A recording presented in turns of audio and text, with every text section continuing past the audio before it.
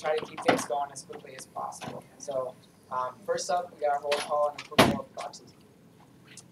Cool. We have Senator Black. Here. We have Campbell. Present. We have Senator Dowley. Here. Senator Ducklett. Duclett. Groth. Present. Senator Guthrie. Yeah. Senator Ho. I'm proxying for her. Cameron. Senator Cameron. Cameron. Myers. Okay. Senator Kiefer. Proxy for him. Okay. What's your last name? Kate. Kate's with a C. Okay, thank you. We got Senator Feinsoffer. Senator Knott. Okay, come up. We have Senator Beal. Senator Rogers. Here. Senator Roeder. Here. Senator Tanhusen. Yep. Senator Tesoro. Tesoro. Tesoro. Tesoro. Senator Taylor.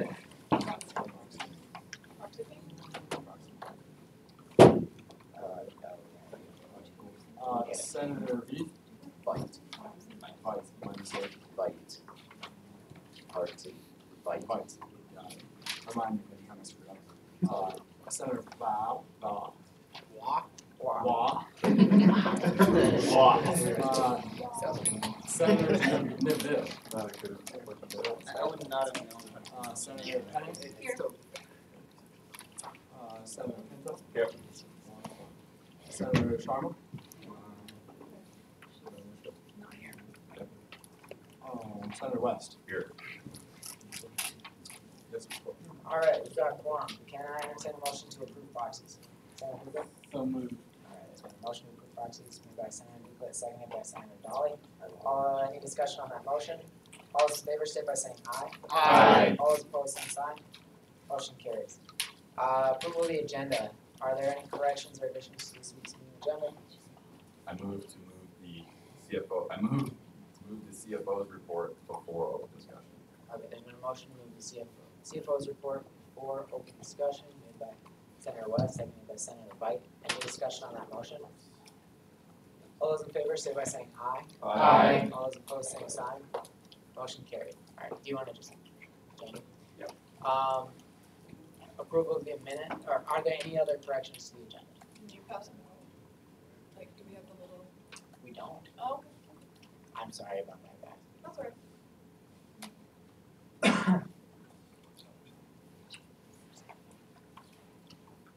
If you want to click down at the bottom, click reading view, it'll move it to just one. No, we don't. Would you like that? Just make it easier to read, I think. There we go. Okay. If there's no other corrections to the agenda, we'll move on to approval of the minutes. Do you have a chance to look over 3 weeks ago's minutes? It's crazy. Any corrections, revisions? All right, perfect. Well, then we'll move on to open floor guests. And first up, we've got Phil, and he's going to talk about common exam schedule. I will just come up to the front here so people aren't breaking their necks trying to see me and or hear me. Well, hello again, everybody. It wasn't that long ago that I was here. Hopefully you all had a good spring break. We were here working diligently to make sure that banner went off without a hitch, which hopefully a lot of you are not experiencing too many issues, but we can talk about that in a second. What I'm here to talk to you about this evening is our lovely common exam scheduling policy. Now, in all transparency, to be honest with you, there are a number of issues with the current policy, as I'm sure a lot of you know already. I tried to just get rid of the thing, to be honest with you. I don't like it, I didn't like it, I didn't understand it. It seemed like it created way too many conflicts and issues than it was worth. However, it's something that's ingrained in our culture, and we'll see, we decided that we'll take a look at it, we'll try to correct some issues with it, and then see how it goes. I just want to highlight for you, hopefully you got a copy of the old one. What's up here now is the new policy. Let me highlight for you what some of the issues of the old policy were, right? And then the application of the new policy and how we're gonna correct that. The primary piece was that the whole intent behind the common hour policy was to really highlight and set aside the golden times, right? Set aside time for students to have extracurricular activities where they knew that that was kind of their safe time to get and do those things. Part of the problem with the current policy is that those times were not being honored. So for me, that highlights a couple of things. One, no one knew about the policy. Two, no one was enforcing the policy. Okay, there was another piece in there that talked about even with those dedicated times as they were, it was 6 to 7:30 p.m. on Mondays and Wednesdays, 7 to 7:50 a.m. on Thursdays. You know, I wasn't a big fan of those times. I think 6 to 7:30 for an exam is a little late for students. I don't think that was very student friendly. So our attempt was to make the new policy more student friendly. For those of you that want to have an idea of what those new times are going to be, well, there were a couple things we needed to do, so let me rewind. We needed to first define the academic day. The academic day is from 8 a.m. to 5 p.m., right? So it was missing that definition. And so that created some more structure for the faculty to really plan their scheduling. And then so we said the periods from 4 to 5 p.m., you might want to take notes of this, on Mondays and Wednesdays, and then I know this is going to be a little harsh to hear, but 6:25 a.m. to 7:50 on Thursdays are now designated as common hour times. This is what's in the draft proposal, okay? I tried to get rid of the hour-and-a-half time slot, but we do know that professors do give hour-and-a-half exams, and so we still needed to make sure of that. There was pushback from some of the faculty about they didn't want to do the exams that early, but once again, I had to remind them, this is not about them, this is about you all, right? And so if that's what's there, and once again, they don't have to use it. It's an option if they need it, right? And so what we found out were that there were some faculty actually abusing the policy, finding loopholes in the policy to do what they wanted to do as far as their class time. Okay, we also gave a better definition and clarified what common exam is for. There is a piece in there that still addresses issues about ADA and accommodation. It's built in the policy, so that's not going to impact that in any negative way. The other piece that's in here is that I wanted to make sure that if there was a faculty member that was going to schedule a common exam, that you guys knew about it ahead of time, right? That it was written and documented by the first day of class on that syllabus, and it wasn't going to be a surprise to you, because I can't tell you how many calls I got about that, and that's just not fair to you all. So that's the other piece that we put in there. We mandated that there's oversight. I'll be working very, very closely with the Provost's office to make sure that the departments are actually following these rules. Of course, always welcome any feedback from you all if there are issues or you need clarification on the policy, what's permissible and what is not permissible. We went through again and we highlighted what the golden time hours are. The big piece that we found out was that also that athletics and some of the other extracurriculars like music were being negatively impacted by this policy, right? And there were a number of teams, a number of student athletes. You can have a debate about that all day. But if the intent was to be student friendly on that end, then we were missing that goal. And so it was to clarify that to make sure that we do meet what the policy was intended for. So I will leave. You guys have a copy, so if you can send that copy out. What I'll be looking for you all is just let me know if you guys support the new policy. If you have any feedback for me, I will be taking that back. I've already presented the new policy to Faculty Senate.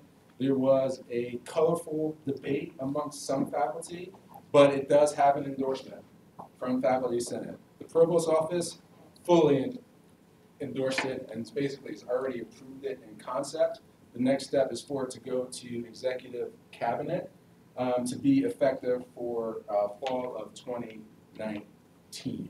And so I just wanted to bring this out to you guys to get your endorsement of it, because as you can imagine, the people that don't like it are saying that it's not student-friendly when you read between the lines of it, you know what that's about. But it is very student-friendly. Hopefully it clarifies more articulately what the policy is for and gives some better definitions.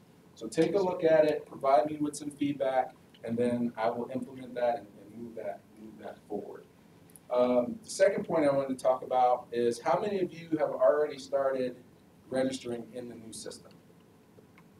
1, 2, 3, 4. And the other of you just don't have times yet? I had later. Yeah, my Yeah. time hasn't, my registration Right. hasn't come up. Okay, your turn, okay. I won't be here after senior, or senior. Thoughts, feedback, easy to navigate, challenges? I don't know, I have like a lot of friends and roommates that are athletes and they're having like big difficulties trying to register. Yeah, the issue with them is that that was an oversight within athletics, and that's been taken care of, so they're all set. I really enjoy the planning feature within it, so you can try to set up your schedule ahead of time. Okay, That's nice. good. I like how you can see everything too. You don't have to jump between pages. It's kind of all stacked right there. It is a little small box, so I don't know if that can be fixed. Yeah, you can adjust them on your screens. And did you notice that there's a feature when you're on the screen, kind of right above whether or not you've registered, there's a tuition and fee, so you can see your bill right there. Did you guys notice that? So just wanted to point that out. I had quite a few friends find it frustrating on one of the options when you like look up just like all computer science classes. It shows all possible classes at all Board of Regents schools, and you can't filter by school. Yeah, so the best way to use the filter, so they were probably on the catalog link, right? And so the catalog, because we're on a system, it lists all the schools. The Board of Regents wants our students to have that option to take courses at other places, so that's why it does that. So the best way to filter by school is to go through the registration link, but thanks for bringing that up. Yes? Going off that, I've had a lot of people say they really like that feature. So like if the class is offered but they don't necessarily want to take a certain professor, they can see if there's like an online class or another option for them. So I've had a lot of people say they like that too. Well, hopefully, it's more you believe and see that it's more user friendly than what we've had before. We're continuing to make improvements to it. It's not fully functional yet, but at least the registration piece is. We'll be loading everybody's academic history in at a later date, so you'll be able to pull transcripts and things like that out of that system. And just a reminder that the degree audit tool, the new degree audit tool will go live in August. So up until that point, you'll have to pull everything out of WebAdvisor if you need to still get your prior degree audits. One question I just thought of, for those of us graduating, if we want to check grades after the semester, is that a WebAdvisor thing? Your grades for spring will be in Banner. Okay. Yep. Great question. I had a question kind of back to this common exam changes. Yeah. So it seems to me that the biggest change is moving those evening slots from 6 to 7:30 to the morning slot on Thursday. Yes. And I like what you're doing, thinking students friendly. Were there any other reasons besides student friendly concerns for those evening times? Because I know for me, I'm graduating, so this doesn't apply to me, but for me, my brain probably works better in the evening than at 6:30 in the morning. I'll drink a lot of coffee, maybe get to the same level, but sort of, can you talk a little bit more? Yeah, so that was one is, we don't want students taking exams too late at night. But the other piece too was that it was such a major conflict with the golden time. It was just too much of a negative impact in that way. And then the other piece is that what we found, we wanted to clarify that if somebody's teaching an hour course, a 15-minute course, they can't then use the hour and 15-minute time or hour and a half time, right? So we wanted to discourage that a little bit.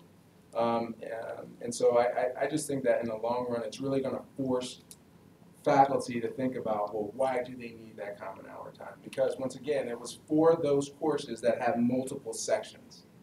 That was the whole point of it, right? So because they wanted to be able to give one exam. right? And people were abusing that. But once again, the whole thought process behind it, we need something that was more student.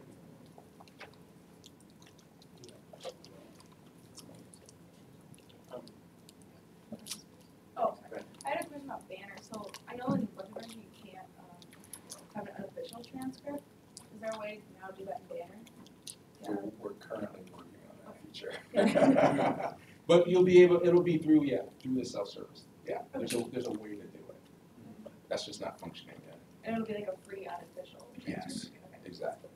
So I had a student that came with me who was concerned about their registration date because they're going to be trying to register for senior electives and there's fewer spots available in those classes. So is there anything you guys can do with the registration dates, or are you kind of in a box with the Board of Regents? It's all, the formula is based on the Board of Regents, right? And so I would ask what year, I mean, if that person's a senior, I mean, they're going to be on one of the earlier time slots. Just because their date was a couple of days after every other person in their classes they had talked to, so that was the. It all depends on their level and how many earned credits they have. Okay. So the other people may have more credits, right? Okay. So the idea is to get people to graduate and get them out on time, Yeah. to get them in the classes that they want. So, so if you hear things, just feel free to share that information. That's what the formula is based on. All right. Okay. So I got a question. So this will be first read in University Cabinet next month, correct? Or at the next University Cabinet meeting? We can have it, well, it'll be before the semester ends. I don't know when it will be on the next agenda, but yes. Okay. Cool. I'm just to make sure that I transition this over because Tyler's gonna be taking over in a couple weeks and we're gonna have a whole new Senate as well. And so just making sure that we'll give you feedback as well with that. It's carried over because the president sits on the University Cabinet as well. You can give feedback there. So. Perfect. Anything else? No question. I guess, would you like just the senators' opinions, or would you like us to actually put out a formal, kind of? You guys are representatives of the student body, it's just from this group. And then, because I know it's been rolled out in other places through the Student Success Center and they've gotten feedback. So I just would like to get a formal endorsement and feedback from this representative body. Anything else? You guys are great as always. Oh, was there one more? Go. Yeah, sorry. So a formal approval, are you looking for some sort of statement or document? That statement will be fine. That it was reviewed, you identified any issues or concerns that you have, and that you support the amendments. Understanding that, you know, if there are things that come up, we can always tweak it, right? So we can always tweak it and improve it. Well, thank you so much for coming in again. Thank you all. Have a good day.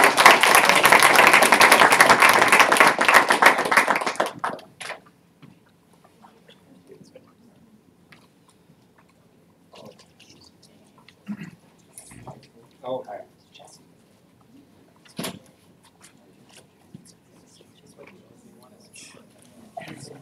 Okay, yeah, actually next up we've got Jesse Herrera and he's gonna talk about IDI.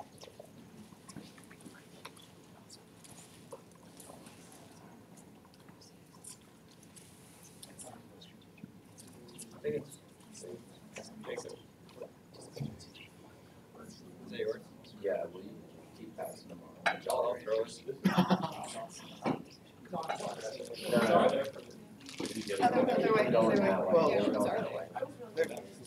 Oh, they had it already. I know. They can.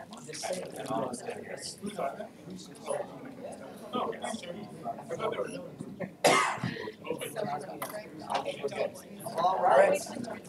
Hi, my name is Jesse Herrera. I'm the Director of Multicultural Affairs. I also am a co-chair for the Campus Inclusion Committee. We actually have a Campus Inclusion Committee. Last year, for those of you who remember, I came and spoke to you about our inclusion statement. That SD Minds has an official inclusion statement. And actually, with President Rankin's strategic priorities in the planning, inclusion is actually now one of our campus values. So integrity, ingenuity, inclusion, and impact. So this is something that President Rankin saw as that we needed to have on our campus. And not just, you know, there's always the argument of, oh, we're doing that stuff anyway, President Rankin saw that we need to not only just do that stuff anyway, but also be explicit about it. When we talk about inclusion, we talk about, a lot of times what comes to mind is your race or ethnicity. But really, it's more than that. It's first generation students, low income students, LGBTQ plus students, non-traditional students, veteran students. I mean, the list goes on and on and on. And so inclusion is that very same aspect that any of you that had the chance to be OLs, or if you remember back to your orientation days, one of the first questions that I ask students during the orientation sessions is, what kind of campus do you want to have? Seems kind of a silly question, seems kind of like a simple question, but really, and as Student Senate, you are all impacting that, right? What kind of campus do we want to have? Do we want it to be welcoming? Again, kind of a silly point, but believe it or not, there's probably students on campus that might walk onto campus and feel like, oh gosh, like maybe I don't feel all that comfortable here or whatever. So what are we trying to do as a campus community to change that, to be more inclusive? And hopefully all of you feel this way, but when someone asks, when a student is asked about the School of Mines, that they can proudly say that they chose the right place, that they came here and they're proud of where they are. And so that's what kind of community we want to foster here. And so to that end, something that the Inclusion Committee has been working on is working with an assessment called the IDI, or the Intercultural Development Inventory. Because it's one thing to talk about inclusion, right? But how do you measure that, right? Like how do you do that? Now, I think at a campus like this, we're data driven. We need that data, we like that data, we use that to make decisions, to move forward. Not only that, but decisions that make sense. That way we're not just shooting in the dark, right?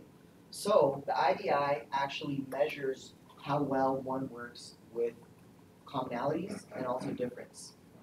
And right now, back in 2014, we actually administered the IDI to all of campus employees. And we had a 75% participation rate, which is phenomenal.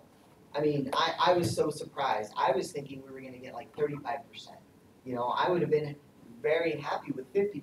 But the fact that we got 75% of people on campus, employees on campus that participated, we had a very good read on how our campus, what our campus mindset is with commonalities and difference. So the reason I'm coming to chat with you today is back in 2014, we said that we committed to reassessing again in 5 years. Again, with the original IDI, that's just one point on the graph, right? That was always meant to be our baseline assessment. We want to continue assessing campus every 3 to 5 years, so we're at that point now.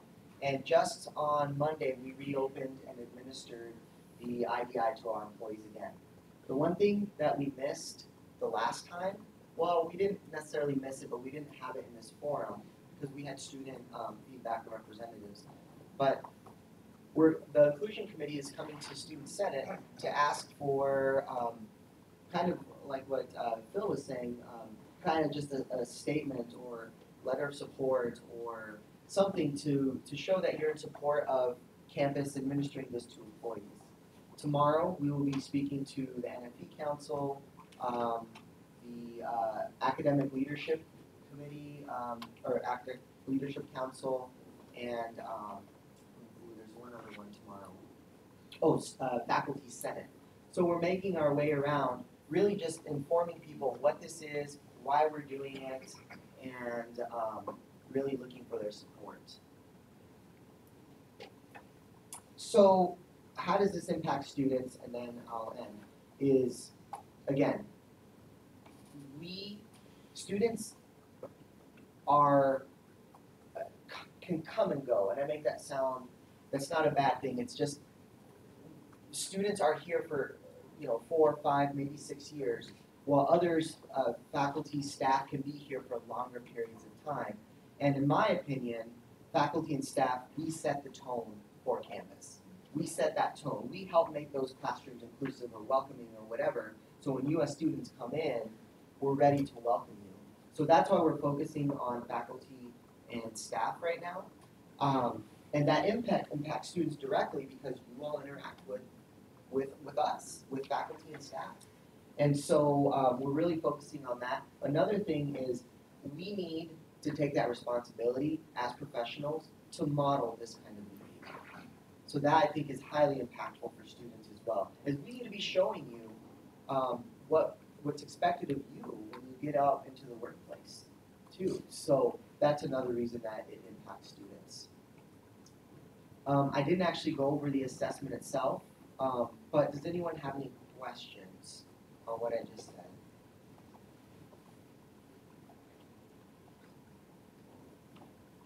Senator Campbell, would you like to add anything? So, no, we have a resolution up tonight, we'll talk about it.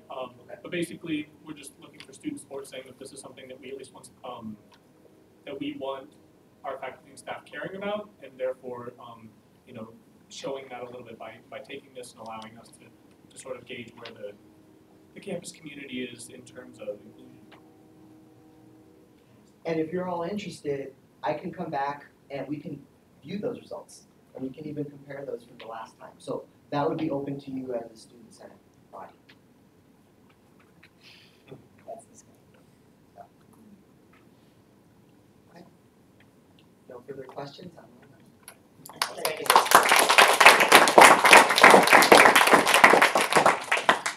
All right, we got Nancy here to come talk about our student health services.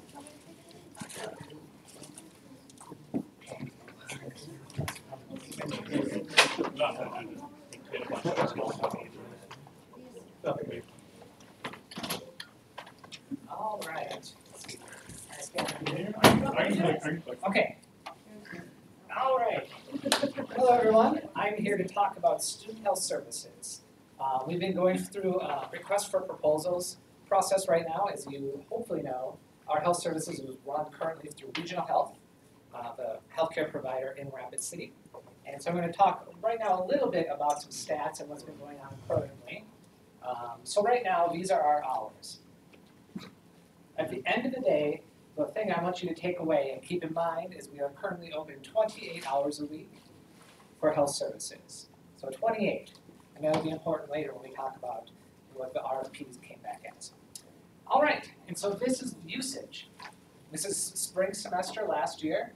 We had 592 total visits in our health center, and then they have 2 urgent cares. So you can see we had 714 total visits spring 2018.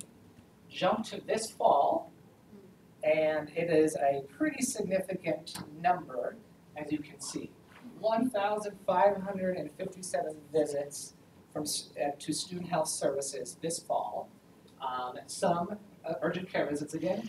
So for total visits in that 28 hours is quite significant. So those are important numbers to keep in mind. Yes? Really quick, do you know what it was before last spring? I mean, was 700 about average? Yes. The fall number is always quite higher than the spring number. That spring number is a little bit lower than what it's been in the past. It's usually been around 600, 700, so a little bit lower. That fall number is a little bit higher. But again, it's always more fall semester. When you think about it, when school starts, there are lots of new people, lots of new illnesses. I don't know what it is, but lots of things happen that first semester. Yes? So that's a lot of students, but do you have any numbers on how many hours are being utilized or how many downtime hours are within the health center? I don't. I asked them, and they said it's pretty consistent all the time. Okay. As in completely full, or someone in there all the time? They said there's not a lot of times when there's no human beings in this. There's usually, because what they do is it's a walk-in clinic, but you can also make appointments. Like a lot of times, you might walk in and you need something, you need a follow-up, so then they'll schedule an appointment, and so that's kind of how it works. So, just a little background. 4 years ago, we signed a contract with them. So we agreed to pay $108,350 a year for their services. And then we added an additional $2,000 to our budget for operating expenses, paper, toner, whatever it may be. And so we were, for the last 4 years, paying $110,350 and you have been paying that amount for the last few years. So contract is up, remember, 4 years ago, so now we had to put out a request for proposals. So we put out a request, there's basically 4 urgent care clinics in Rapid City. We put out that request to all 4, put it on the state of South Dakota's website. We had, then we have a host a conference where interested groups can come in and learn about it, see the space, ask questions. We had 2 come in. We had Regional Health, our current provider, and then Rapid City Medical Center, the other their main competitor in town. They came in as well. And unfortunately, when it came down to the bids, only Regional Health bid. So we had 1 bid for it. I think the good news is, even if there's only 1 bid, having 2 companies at the proposal meeting is helpful because at least Regional doesn't see that there's no competition. At least they saw, oh, our main competitor in town is here. And so I still think that helped us a little bit. Because when you see their price points, remember 4 years later, these are their price points. So what they submitted to us was 25 hours a week. Remember, we're open 28 hours now.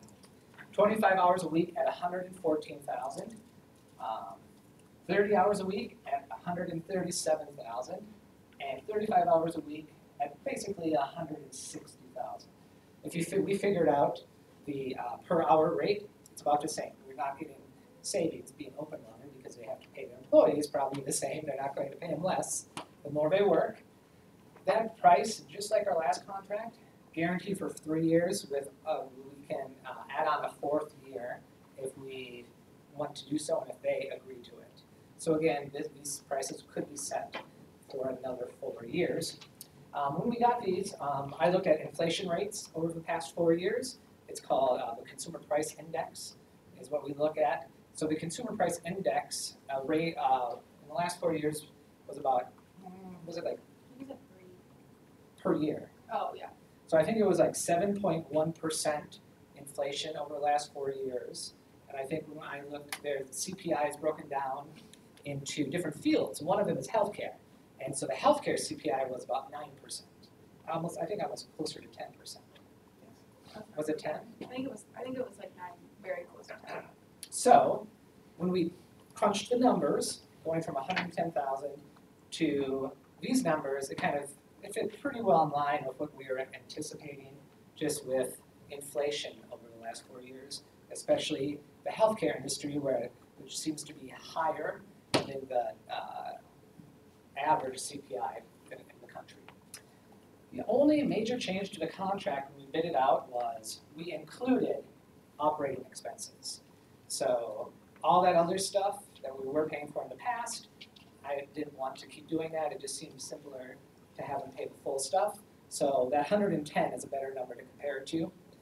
So you can see, really, for a few less hours a week, it went up majorly $4,000 after 4 years. So that is all the information I have. Do you have questions about health services and the process? Yes? So at the beginning, you mentioned that right now we're operating at 28 hours a week. Yes. Was that customized? Because there's only 28 options. Yes, so Regional Health actually bid it out at a lower amount, and they've increased it because of demand, at no cost to us. Yes? Oh, you were talking to Brian and I about the increase in students since the last time. Can you Oh, talk about yes. that a little bit? Yeah. Sure, so 4 years ago, some of you might not have been here, but 4 years ago, we were just starting to build some new residence halls and increase housing. So 4 years ago, we probably had, that was a point where we maybe had 650 students when the contract was signed. Then we went up to maybe about 850, and now we're at about almost 1,100 resident students. So when the contract was signed, we went from, I'm going to say 650-ish, now to almost 1,100 residents, and student body as a whole has increased. Not as significantly as a residential population, but we've still increased probably 4 or 5%. So in that time, we've also grown just in students that could possibly use it. Other questions? Yes? How many hours a week do you think we should have given those options? Oh, see,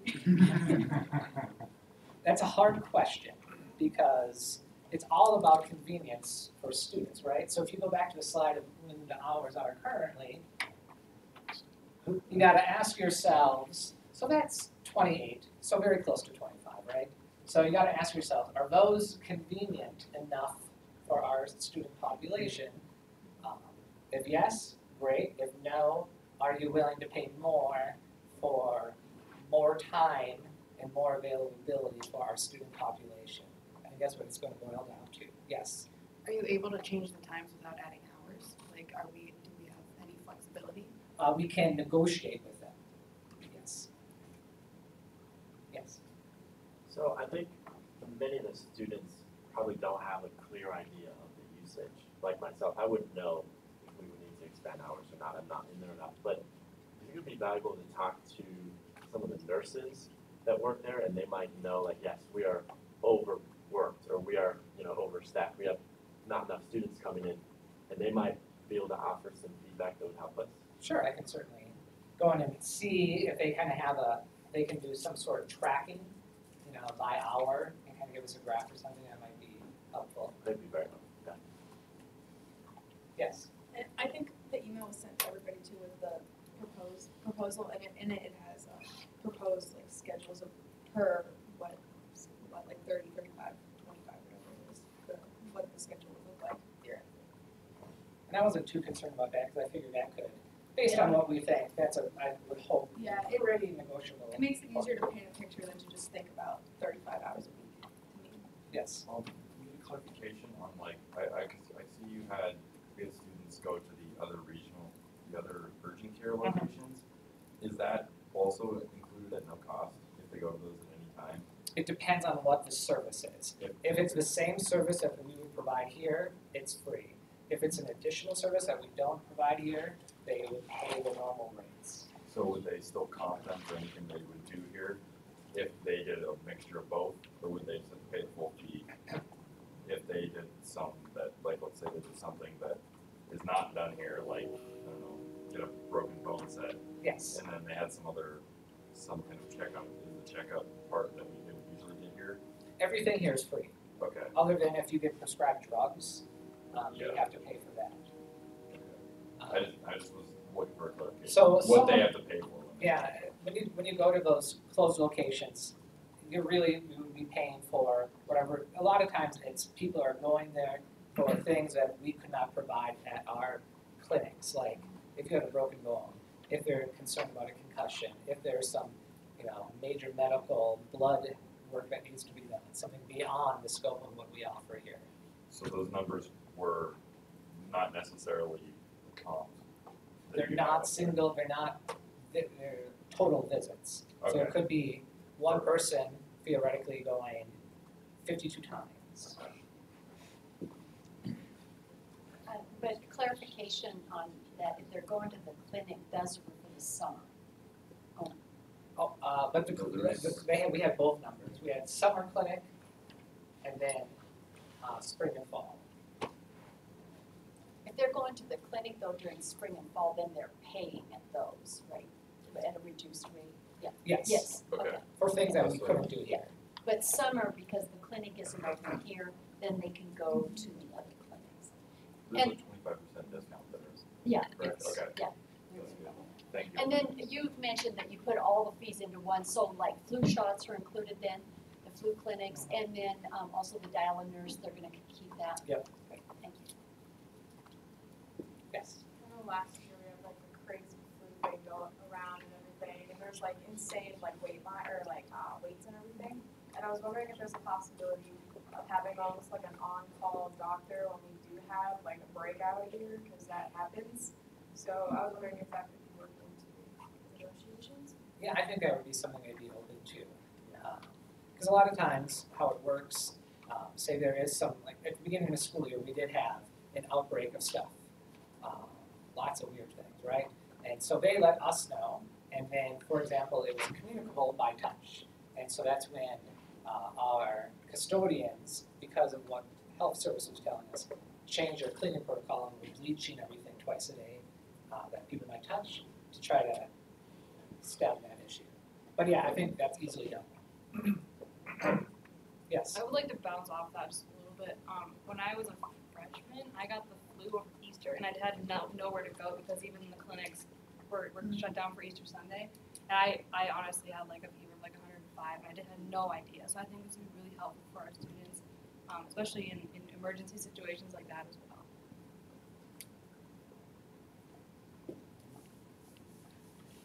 So I can look into a little bit more about how busy the traffic going in, but my educated guess is if they have 1,557 visits in a semester, that's going to be a pretty steady work pace. Yes. Also, just one more question. With the expansions going on here, is the health office also getting an expansion? They are not. They're not? Okay. But I can look into it a little further. But the big thing is, I think we're looking to the finance committee to make a final decision which option we would take for regional health, and a decision that will need to be made by the end of March, since the contract starts early May. So they need time to get everything worked out. Nice part, I guess, is our one option is one option that's currently here, so it's not like we have to kick one company out and the new company has to bring everybody in. Anything else? Well, thank you so much. Yeah, thank you.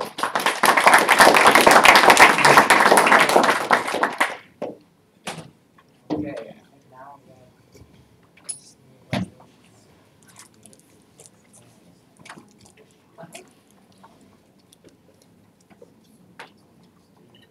I'm moving on, we've got unfinished business. We've got resolution number 19S012, safety on campus, and this was tabled for 3 weeks, and this is after the 3-week time frame and such.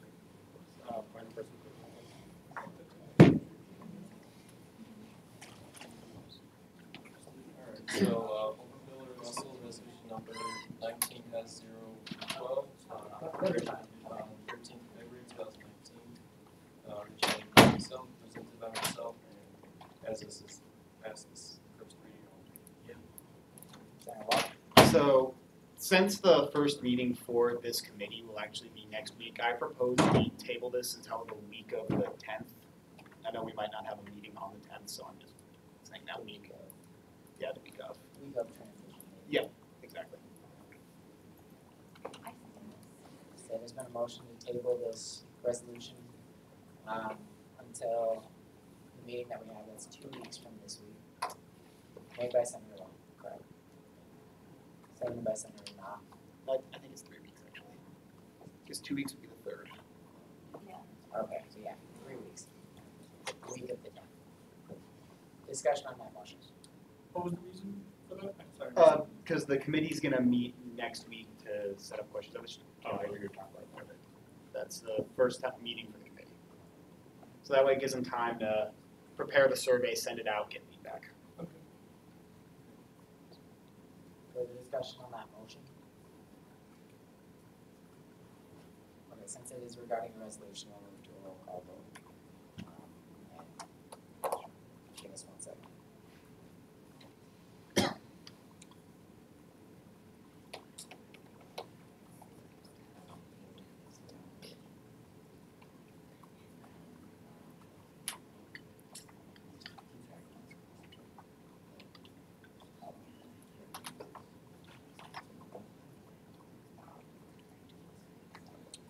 Senator Blah.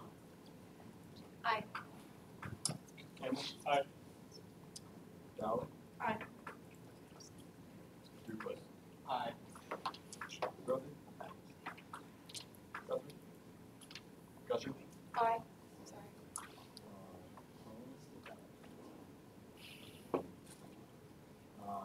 Comroe? Aye.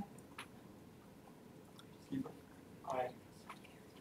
Kleinshoff? Aye. Knopf? Aye. Rhea? Rogers? Aye. Schroeder? Aye. Cunningham? Aye. Sassaro? Thielen? Oh, sorry, aye. Fife?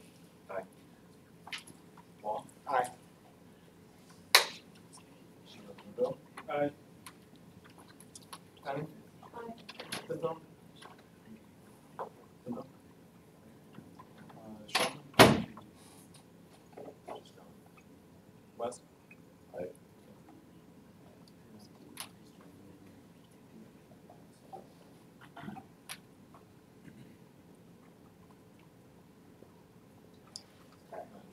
So that passes, so the resolution will be tabled until the week of our transition. Alright, moving on, we've got resolution 19S013. I don't know what it is. Take a guess. Hey. Overpillar Russell, resolution number 19S013, originated the 19th of February 2019, originated by the Constitution Committee, presented by myself. Whereas this is the second reading, I will not read it again. Discussion on this resolution? I know it's been a while since we, I was gonna motion to approve. oh, okay. It's been a motion to approve by Senator Hubert, second. By Senator Guthrie. Discussion on the motion. Seeing none, move on to a roll call vote.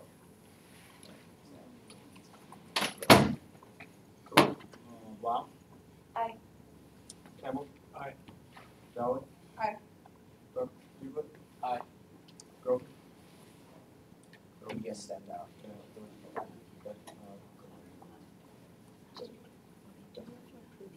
Guthrie? Aye. Thomas? Oh. Keefer?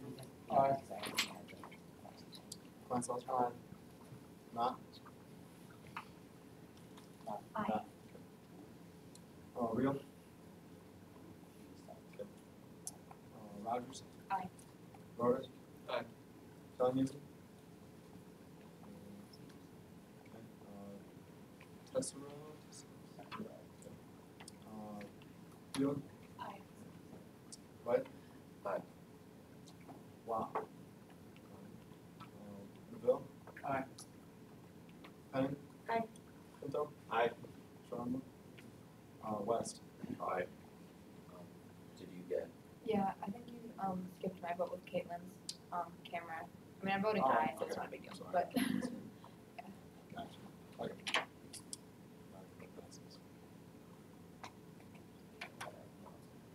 Okay, we are only at 17 votes, just keep that in mind, as far as people that have to leave. So, And quorum is 17. quorum is 16. Alright, moving on, we got, that resolution passes. Moving on, we've got resolution 19S014.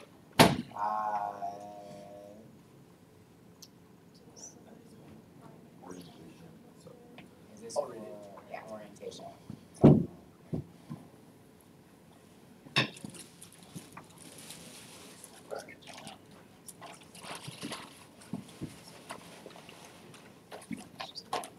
Yes.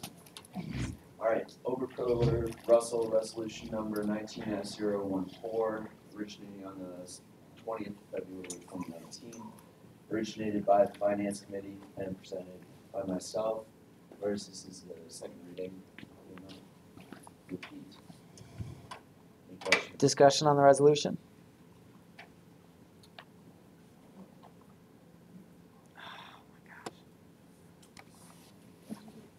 The motion was approved, made by Senator Dolly, seconded by Senator Hubert.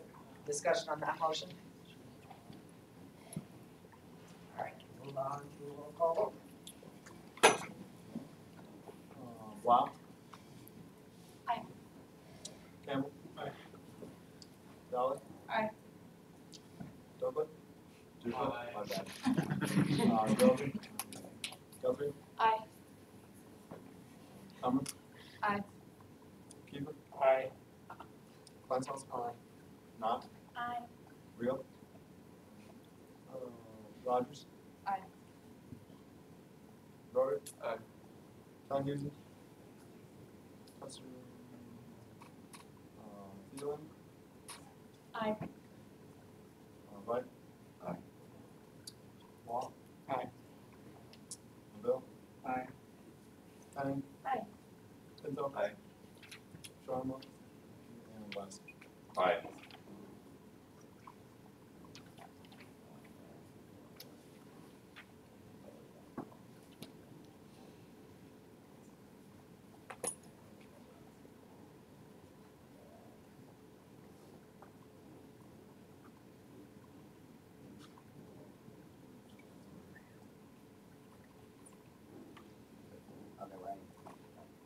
Resolution passes. Moving on, we've got resolution 19S015. Steve. Overpiller Russell, resolution number 19S015, originated the 27th of February 2019. By the Constitution Committee presented by myself, whereas adequate interest has been expressed by students wishing to form an organization SD-STEAM, and whereas there are currently no organizations that overlap this interest, and whereas a constitution has been constructed and reviewed for said club, and therefore, is this the second reading too? Yeah. I'm sorry, guys. I'm not going to finish. Discussion on this resolution. Motion to approve. A motion to approve made by Senator Cameron, seconded by Senator Wall. Discussion on that motion. Was there anyone who still had concerns versus the art club? I mean, I know we all want to get out of here, but I want to make sure we're still discussing things that people have thought about. I agree.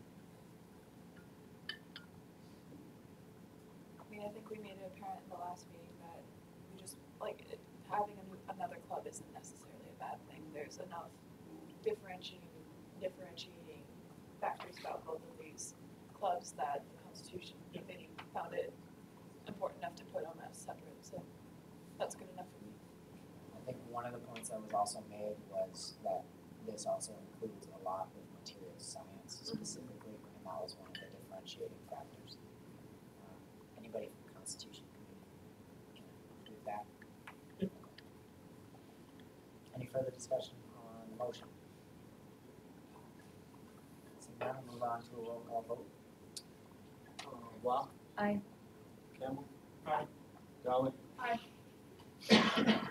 Duke. Aye. I'm gonna switch that time. Guthrie. Guthrie. Aye. Commerce. Aye. Kiefer. Aye. Kleinshausen. Knott. Aye. Rio. Rogers. Aye. Rotary. Aye.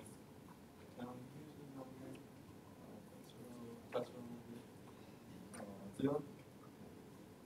Sorry. Aye. Fire. Aye.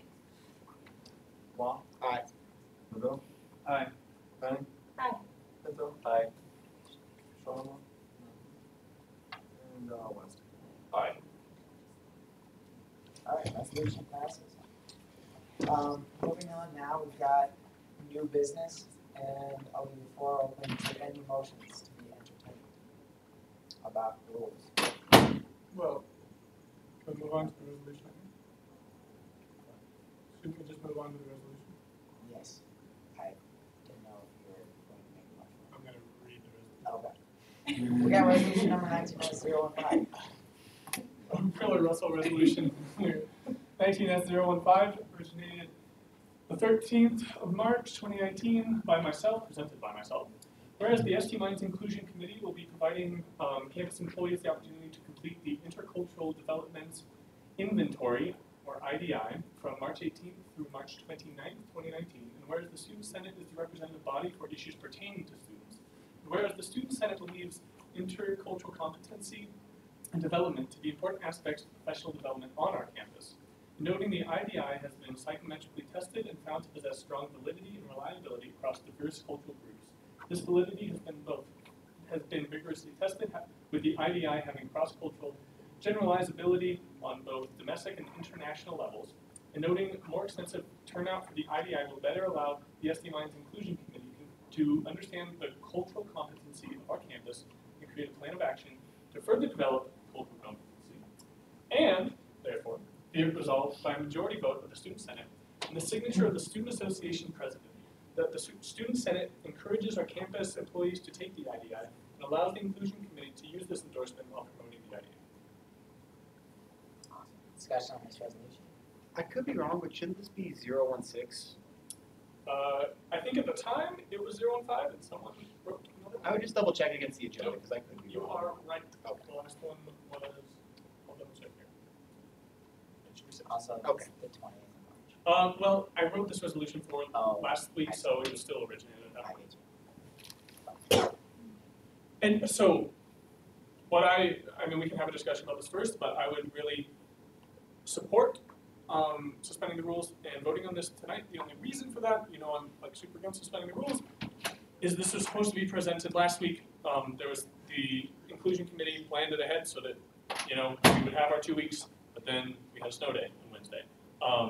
As such, if we pass this next week, it is then the 27th? Yeah, so there would be 2 days, and so they wouldn't have as long to use our endorsement to try to get campus employees to take it. So that would be my recommendation before we discuss this. Senator Wong. I move to suspend the rules to vote on the resolution too. Okay. There's been a motion to suspend the rules to vote on resolution 19-016, made by Senator Wong, seconded by Senator Wong. Discussion on that motion. Seeing none, we'll move on to a roll call vote. Just to suspend. Aye. Just suspend the rules. Bob? Aye. Kim? Aye. Dallin? Aye. Hubert? Aye. Groveland? Guthrie? Aye. Thomas? Aye. Kiefer? Aye. Kleinsaus? Aye. Knopf? Aye. William? Rogers? I abstain. Roder? Aye. Tannhausen? Tessero? Thielen? Aye. White? Aye. Wong? Aye. Rudolph? Aye. Henning? Aye.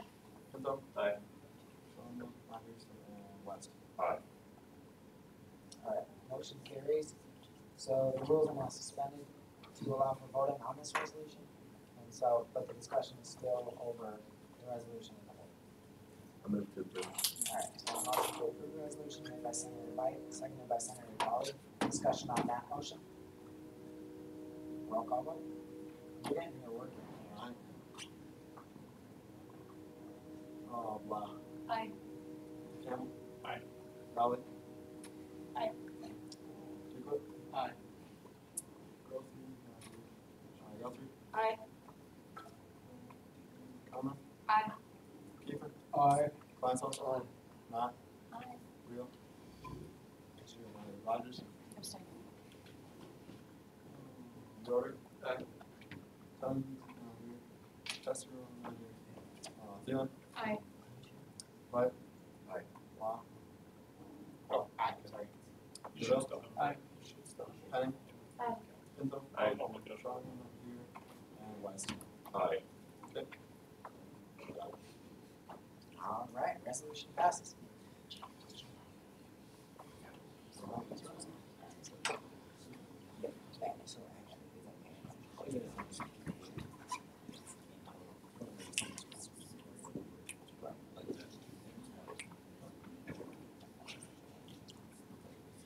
So point of clarification, since Ryan specified it was just to vote on this, do we need to reinstate the rules or are they?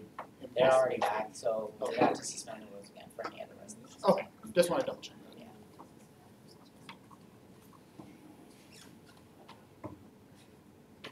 Okay. Resolution 19-017. Overrule Russell Resolution Number 19S017, presented on the 20th of March 2019, originated by the Finance Committee, presented by Senator West, whereas the Happening organization has approached the Finance Committee with a supplemental request for funds to travel to the NACA conference, and whereas the appropriate paperwork has been filed with the Finance Committee, and whereas the Finance Committee has deemed $1,300 as an appropriate amount to allocate to the organization, therefore be it resolved by a majority vote of the Student Senate and the signature of the Student Association President that $1,300 be allocated from the self-reverted funds account 4SA003 to happen. Scroll down.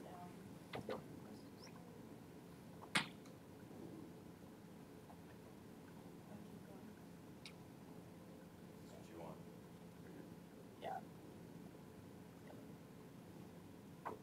The bottom part is what the original request was, and then we took out the food, for everybody who audit the food, and then factored in about $25 for each student for paying part of the registration cost.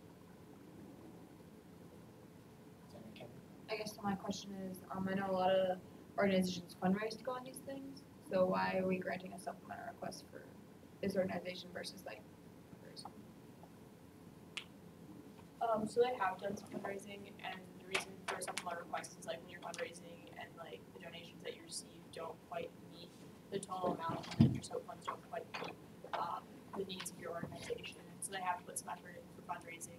I will note that we have given them a supplemental request. We gave them a supplemental request last year to travel to this conference, and so they're going again this year. And a lot of times with soap, with cuts that are made, we tell organizations to come back to Senate for a supplemental if there's not enough money in the general soap funds to fund all of their travel that they'd like to go do. Okay. Senator Bond? Does this have to be voted on today or will we see next week? So, okay, Well, I emailed Graham last week when we had the snow day, and I said it'll be read next week, and he didn't say anything about having an advisor. I'm recording as well. So the conference is next week, so they will leave either Wednesday or Thursday. So obviously, it will be up to you in the Senate of what you want to do. We will register the students tomorrow, so Graham is registered, he'll be going with them. So the money that you see up there that is allocated for the rest of the semester for programs, like the money's there to register for the conference, right? This could just re-put that in once it's there. So it's up to you as a Senate, we'll still just register them tomorrow so that we're at the reduced rate and that they're ready to go next week. If we can just treat it like a reimbursement, I think we should just see it next week.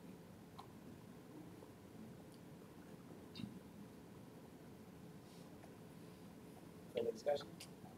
No? Alright, see you next week. Got one more resolution, right? Yeah, resolution 19S018, transfer library improvement. I forgot the word fund after that, but Transfer library improvement fund. yes. Yeah.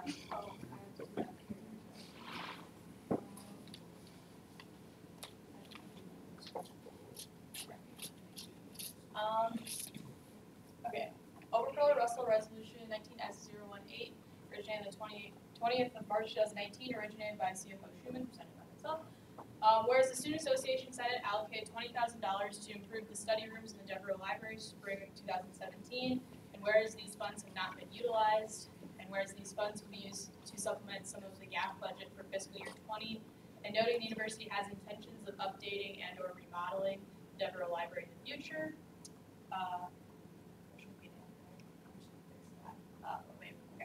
And therefore, be it resolved by a majority vote in the Student Senate and the signature of the Student Association President that $20,000 be transferred from the Library Study Room Improvements Account 4SA104 to the SOAP Reverted Funds Account 4SA003.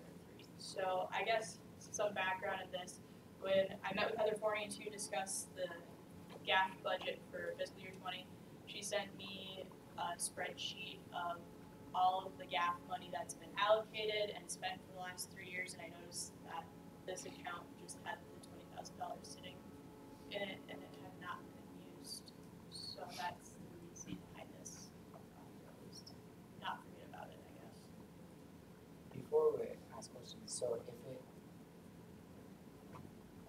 if it's already been allocated, what is this resolution actually called?